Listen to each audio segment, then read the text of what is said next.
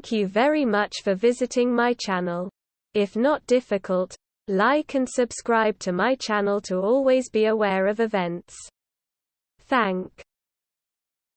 Zelensky's economic advisor warned on Sunday the strike on Odesa signaled that diplomacy is unlikely to bring about any resolution in the conflict with Russia. The Ukrainian military said the attack involved 4 cruise missiles, 2 of which were shot down by Ukrainian air defenses, and confirmed the port's grain storage area was not hit. But further attacks in and around the port would undoubtedly disrupt operations and fly in the face of the breakthrough agreement signed only days ago. Chernomorsk and Yuzhny.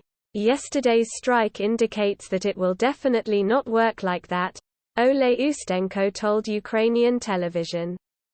He said Ukraine could export 60 million tons of grain over the next 9 months. We continue technical preparations for the launch of exports of agricultural products from our ports, Ukraine's infrastructure minister Oleksandr Kubrakov said in a Facebook post. But it would take up to 24 months if its ports' operations were disrupted. Russia and Ukraine on Friday signed identical agreements with the United Nations and Turkey in Istanbul aimed at clearing the way for the shipment of millions of tons of desperately needed Ukrainian grain, as well as the export of Russian grain and fertilizer. Senior UN officials voiced hopes that the deal would end a months-long standoff that threatened food security around the globe. Yesterday's strikes on Odesa drew condemnation from the United Nations, the European Union, the United States, Britain, Germany and Italy. But Turkey's defense minister said Russian officials told Ankara that Moscow had nothing to do with the strikes. As the war entered its 6th month on Sunday, Ukrainian authorities reported that Russian shelling continued to kill and wound civilians in Ukraine's south and east. The governor of the eastern Donetsk region, one of 2 that make up Ukraine's industrial heartland of the Donbas and a key focus of Russia's offensive, said 2 civilians had been killed and 2 more wounded over the previous 24 hours. British military reported Sunday in its daily intelligence update that Russia was making minimal progress in its Donbas offensive, which it said remained small-scale and focused on the city of Bakhmut in the eastern Donetsk region.